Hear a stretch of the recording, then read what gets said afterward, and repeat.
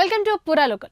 రాష్ట్రంలో రాజీవ్ యువ వికాసం స్కీమ్ కు బాగా డిమాండ్ పెరిగింది. నిరుద్యోగుల స్వయం ఉపాధి కల్పించేందుకు రాష్ట్ర ప్రభుత్వం తీసుకొచ్చిన పథకానికి 16.23 లక్షల అప్లికేషన్లు అందాయి.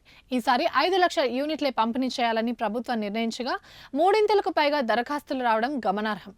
లబ్ధిదారుల ఎంపిక ప్రక్రియను అధికారులు చూస్తున్నప్పటికీ ఫైనల్ చేయడం మంత్రులు, ఎమ్మెల్యేల చేతిలో ఉండడంతో అర్హులంతా వారి ఇంటి ముందు, క్యాంప్ ఆఫీసుల ముందు క్యూ కడుతున్నారు. యూనిట్లను పెంచాలని ఒత్తిడి తెస్తున్నారు. ఎక్కడ కలిసినా వినతి పత్రాలు అందజేస్తున్నారు. స్కీమ్కు తమను ఎంపిక చేయాలని కోరుతున్నారు.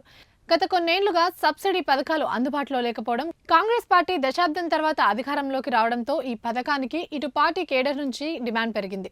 యువ వికాసం కింద 6,000 కోట్లు ప్రభుత్వం నుంచి సబ్సిడీ రూపంలో, మరో 1,600 కోట్లు బ్యాంకుల నుండి రుణాల రూపంలో ఇవ్వనున్నారు. ఏ ఊరికి వెళ్లినా, ఏ కార్యక్రమానికి హాజరైనా ఎమ్మెల్యేలను రాజీవ్ యువ వికాసం ఇప్పించండి అంటూ యువత, కార్యకర్తలు కలుస్తున్నారు. BC, SC, ST, EBC, minority వర్గాలందరికీ స్కీమ్ను అమలు చేస్తుండటంతో వారందరి నుండి అన్ని గ్రామాల్లోనూ ఒత్తిడి కనిపిస్తోంది.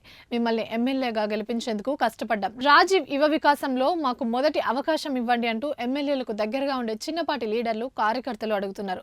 ఇటీవల కాలంలో ఎవరు వచ్చినా యువ వికాసం గురించే వస్తున్నారు. అప్లికేషన్లు పెట్టుకున్నామని తమకు ఫస్ట్ ప్రయారిటీ ఇవ్వాలని అడుగుతున్నారని ఎమ్మెల్యేలు అంటున్నారు.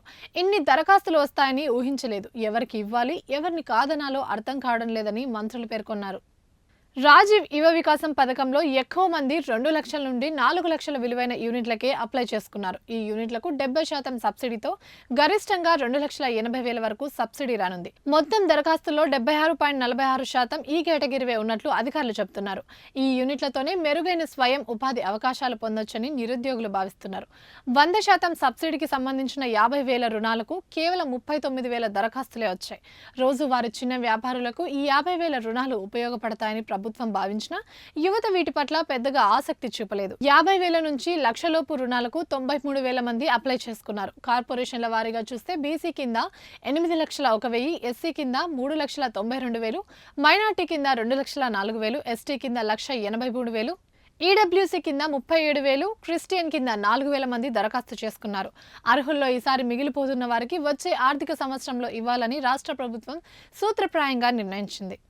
ఈసారితో కలిపి వచ్చే ఏడాదికి ఇంకో 5 లక్షల యూనిట్లు ఇస్తే మొత్తం 10 లక్షల మందికి అందుతుంది. 3 ఏళ్ల పాటు ఈ స్వయం ఉపాధి సబ్సిడీ స్కీమ్ను కొనసాగిస్తే ఎక్కువ మందికి ప్రయోజనం చేకూరుతుందని ప్రజా ప్రతినిధులు అంటున్నారు. ఇవి ఇప్పటివరకు అప్డేట్స్. మరిన్ని అప్డేట్స్ కోసం చూస్తూనే ఉండండి పూరా లోకల్.